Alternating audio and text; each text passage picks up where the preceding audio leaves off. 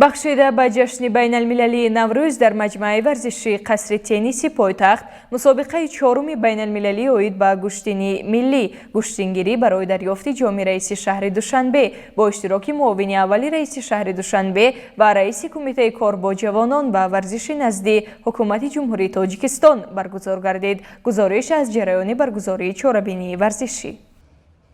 дар маҷмӯаи варзишии қасри тенниси пойтахт бахшида ба ҷашни байналмилалии Наврӯз мусобиқаи чоруми байналмилалӣ оид ба гӯштини миллии гӯштингирӣ барои дарёфти ҷоми раиси шаҳри Душанбе бо иштироки муовини аввали раиси шаҳри Душанбе ва раиси кумитаи кор бо ҷавонон ва варзиши назди ҳукумати ҷумҳурии Тоҷикистон баргузор гардид. Бояд гуфт ки солҳои қаблӣ дар чунин мусобиқаҳо паҳлавонони 10 ё 12 давлати хориҷӣ иштирок меварзид. Имсол ки гӯштини миллӣ мақоми байналмилалӣ касб кардааст, дар ин мусобиқаи байналмилалӣ байни мардон паҳлавонони 25 давлат аз қабили Арманистон, Арабистони Саудӣ, Беларус, Булғористон, Гурҷистон, Фаронса, Италия, Қазоқистон, Қирғизистон, Озарбойҷон, Россия, Туркия, Тайван, Тайбеи Чин, Узбекистон, Ҳиндустон, Эрон ва ғайра иштирок намуданд. Тоҷикистонро дар ин мусобиқа 30 нафар паҳлавонони тоҷик намояндагӣ карданд. Мусобиқаи чоруми байналмилалӣ оид ба гӯштини миллии гӯштингирӣ байни мардон барои дарёфти ҷоми раиси шаҳри Душанбе 2023 аз рӯи 5 вазн 65 кг, 71 кг, 78 кг, 86 кг ва ҷамъи 86 кг доир шуд ки дар онҳо аз рӯи вазнҳои 65 ва 71 кг намояндагони ҷумҳурии Тоҷикистон Мулло Раҷаб Халифаев ва Наврӯзи Каримзод, аз рӯи вазнҳои 78 ва ҷамъи 86 кг намояндагони ҷумҳурии Узбекистон Муҳаммад Карим Хурамов ва Аслонбек Тоҷиев ва аз рӯи вазни 86 кг намояндаи ҷумҳурии Исломии Эрон Масъуд Қавибозу барандаи нишони тилло гардиданд. дар мусобиқа барои ғолибони ҷои якум $10,000, ҷои дуюм $7,000 ва ҷойҳои сеюм $3,000 амрикоӣ бо тантана супорида шуд. Пас аз фарҷоми қисмати якуми мусобиқа, чорабинии махсуси фарҳангӣ фароғатӣ бахшида ба ҷашни байналмилалии Наврӯз пешниҳоди меҳмонону мухлисон гардид, ки чунин пешвози сазовори намояндагону варзишгарони хориҷӣ дар остонаи ҷашни Наврӯз баҳри ҳамагон писанд омад. Бояд гуфт ки баргузории чунин мусобиқаҳои байналмилалӣ дар Тоҷикистон барои муаррифӣ ва рушди сайёҳии варзишии ҷумҳурӣ заминаҳои мусоид фароҳам меоранд. зиёда аз 70 нафар мураббиён варзишгарон аз давлатҳои гуногуни дунё дар ин ҷо ҳузур доранд ки онҳо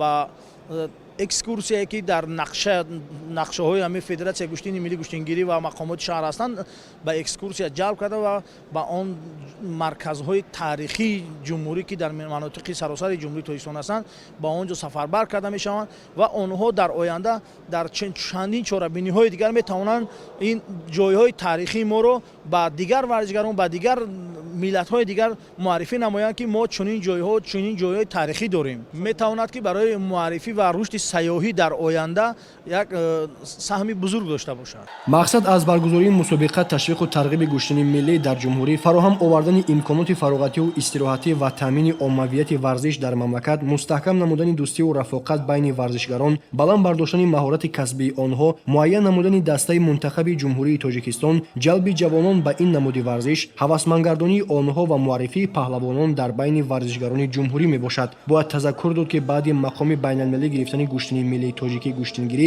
дар Тоҷикистон якчанд навгонӣ дар ин самт рӯи кор омад. Аз ҷумла Тоҷикистон соли равон мизбони 4 мусобиқаи сатҳи байналмилалӣ гардида, онҳоро тибқи талаботи стандартҳои ҷаҳонӣ доир намуд. Ба иттилои Федератсияи гӯштингирии ҷумҳурии Тоҷикистон, инҳо мусобиқаҳои байналмилалӣ барои дарёфти ҷоми Осиё оид ба гӯштингирӣ, чемпионати Осиё, ҷоми ҷаҳон ва чемпионати ҷаҳон мебошанд.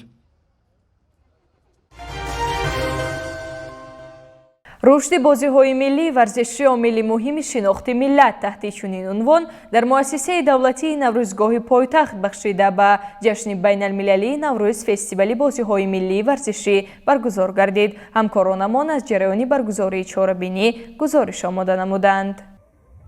дар муассисаи давлатии Наврӯзгоҳи пойтахт бахшида ба ҷашни байналмилалии Наврӯз таҳти унвони рушди бозиҳои миллии варзишӣ омили муҳими шинохти миллат фестивали бозиҳои миллии варзишӣ бо иштироки раиси кумитаи кор бо ҷавонон ва варзиши назди ҳукумати ҷумҳурии Тоҷикистон ва намояндагон аз Федератсияи бозиҳои миллии варзишии Тоҷикистон баргузор гардид. дар фестивали мазкур зиёда аз 50 намуди бозиҳои миллии варзишӣ аз ҷумла бозиҳои варзишии бандкашӣ, тезхӯрак, чормағзбозӣ, гӯштингирӣ, санчилбозӣ, бандпарак, астарбозӣ, лаклакбозӣ, шашкаю шоҳмотбозӣ, капҷанг, пиёдакаш, чавгонбозӣ, миру вазир ва ғайра ба намоиш гузошта шуданд. бояд гуфт ки фестивали бозиҳои миллии варзишии мазкур таи чанд сол аст ки бо ҷалби ҷавонону наврасон баргузор гардида, ҳадаф аз он эҳё намудани бозиҳои миллӣ ва ба ин васила муаррифӣ намудани фарҳанг, тамаддун ва таърихи халқи тоҷик дар арсаи байналмилалӣ, тарбия намудани наврасону ҷавонон дар роҳияи худшиносиву худогоҳӣ ва эҳтиром гузоштан ба арзишҳои миллӣ мебошад. дар фестивал донишҷӯёну хонандагони донишкадаи тарбияи ҷисмонии тоҷикистон ба номи Саидмуъмин Раҳимов, коллеҷи тарбияи ҷисмонии тоҷикистон,